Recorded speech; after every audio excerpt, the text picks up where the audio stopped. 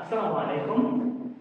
আমরা আজকে উচ্চ মাধ্যমিক গণিত দ্বিতীয় পত্রের জটিল সংখ্যার এক টপিক নিয়ে জানবো, যে টপিকটাতে আসলে জটিল সংখ্যার আর্গুমেন্ট নিয়ে কথা বলা হয়েছে। সো আর্গুমেন্ট আসলে কি?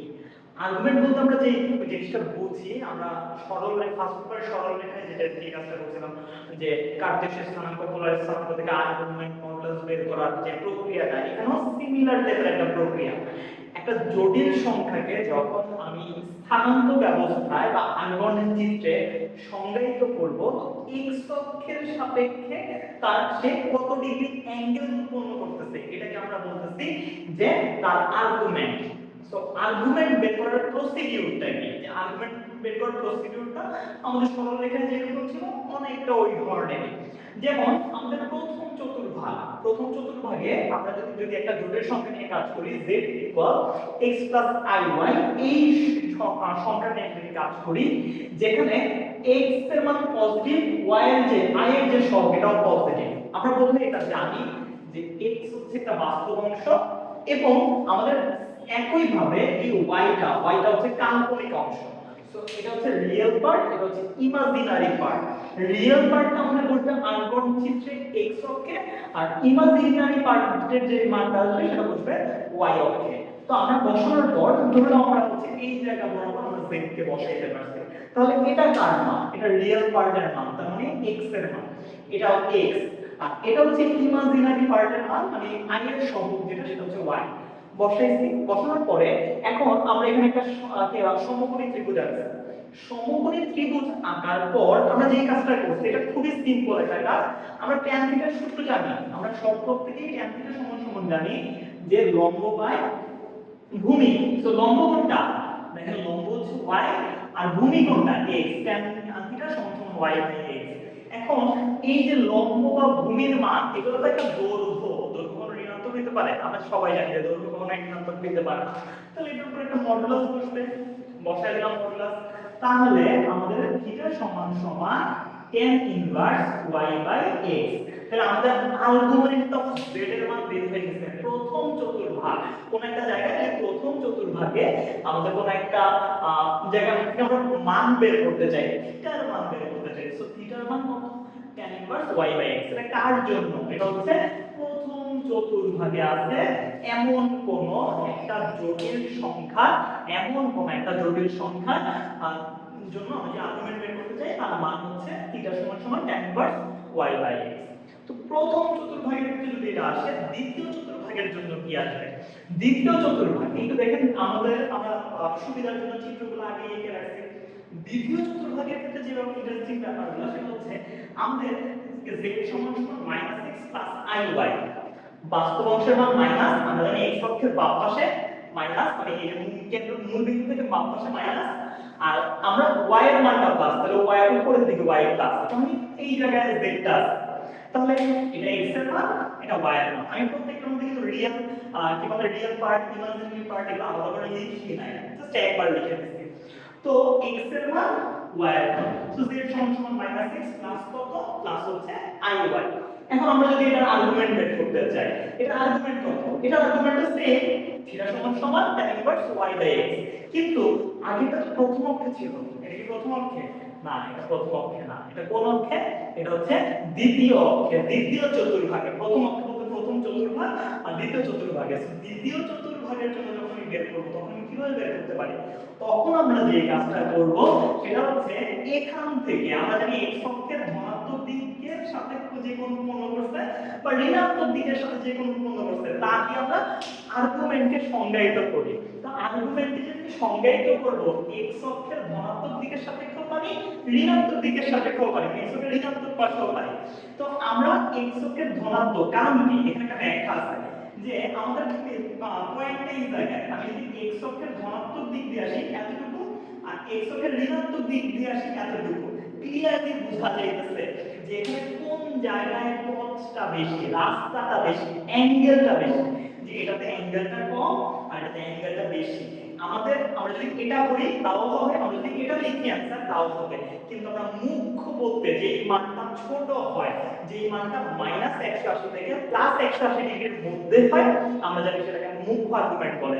তো মুখ্য আর্গুমেন্ট বের করবো আমরা, অন্য আর্গুমেন্টগুলো বের করব না, যে আর্গুমেন্টটার মান 180 ডিগ্রির চেয়ে ছোট হয়।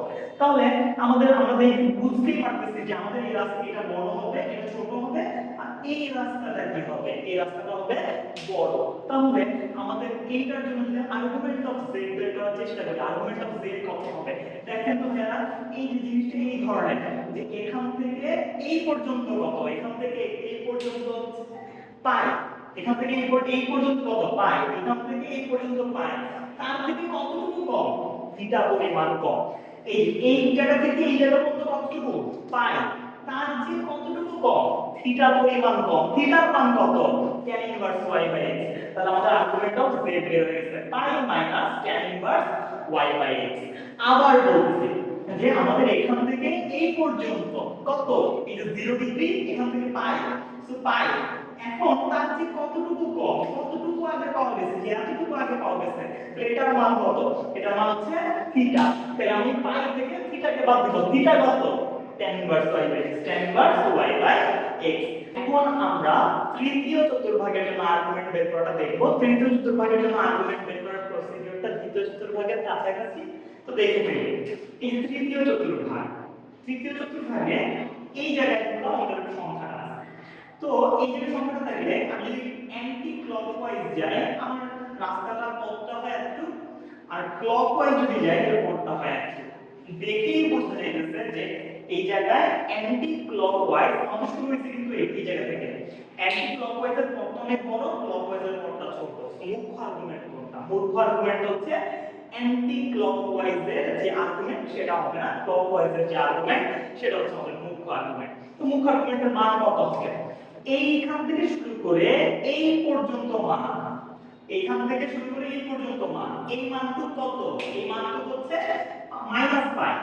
উল্টা দিকে, ঘড়িকাঁটার বিপরীতে, ঘড়িকাঁটার বিপরীতে হচ্ছে ঘড়িকাঁটার দিকে, ঘড়িকাঁটার দিকের কোণ কি হয়? আমরা জানি ঘড়িকাঁটার দিকের কোণ হয় নেগেটিভ, -পাই। তার চেয়ে কতটুকু আগে পাওয়া গেছে? থিটা পরিমাণ। তাহলে এটার অ্যানসার হবে, এর আর্গুমেন্ট হবে -পাই প্লাস থিটার মান কত? থিটার মান আমরা জানি tan inverse y by x। So tan inverse 1 plus y by x। তাহলে তৃতীয় চতুর্ভাগের আর্গুমেন্ট অফ z সমান সমান -pi plus tan inverse y by x। আমরা চতুর্থ চতুর্ভাগে আমরা নিজেই পারবো যে চতুর্থ চতুর্ভাগ, এই যে চতুর্থ চতুর্ভাগে যদি একটা মান হয় z equal x minus iy, x এর মান প্লাস i এর মান, i এর সহগ যেটা সেটা হচ্ছে মাইনাস, এটা চতুর্থ চতুর্ভাগে পড়ছে। তো এটার জন্য যদি মান আর্গুমেন্ট বের করি, জাস্ট এটা এক ক্লকওয়াইজ যদি যায়, অ্যান্টি ক্লকওয়াইজ যদি যায়, এটা অনেক বড় একটা রাস্তা, ক্লকওয়াইজ গেলে খুবই ছোট একটা রাস্তা। তাহলে এটাই হচ্ছে আমাদের আর্গুমেন্ট হবে। তো argument of z, argument of z এটার মান তাহলে কত হবে? এটার মান তাহলে হবে মাইনাস tan ইনভার্স, ঘড়িটার বিপরীতে, ঘড়িটার বিপরীতে হচ্ছে মাইনাস হয়, minus tan inverse y by x। তো আমরা প্রথম চতুর্ভাগ, দ্বিতীয় চতুর্ভাগ, তৃতীয় চতুর্ভাগ, চতুর্থ চতুর্ভাগ, সবগুলো চতুর্ভাগের জন্যই আর্গুমেন্ট বের করার নিয়মটা দেখে ফেললাম। তো আর্গুমেন্ট বের করা আমাদের হয়ে গেছে। এবার আর্গুমেন্ট বের করে কিভাবে আমরা ছোট ছোট ম্যাথগুলো ক্যালকুলেশন করব বা ছোট ম্যাথগুলো করব সেই ব্যাপারটা নিয়ে আমরা একটু আলোচনা করতে পারি। যেমন আমাদের প্রথম চতুর্ভাগে একটা মান দেওয়া আছে, যে কোনো একটা মান দেওয়া আছে। মানটা কি ধরনের? যেমন আমাদের একটা মান দেওয়া আছে হচ্ছে z ইকুয়াল 3 প্লাস 2i, এটা দেওয়া আছে। এটা প্রথম চতুর্ভাগে, হ্যাঁ ডেফিনেটলি প্রথম চতুর্ভাগে। কেন? কারণ বাস্তব অংশের মান ধনাত্মক, ইমাজিনারি পার্টের মানটাও কি ধনাত্মক। যেহেতু দুটার মান ধনাত্মক, তাহলে আমি এখন এটার জন্য কি বের করব? আমি এটার জন্য আর্গুমেন্ট অফ z বের করব।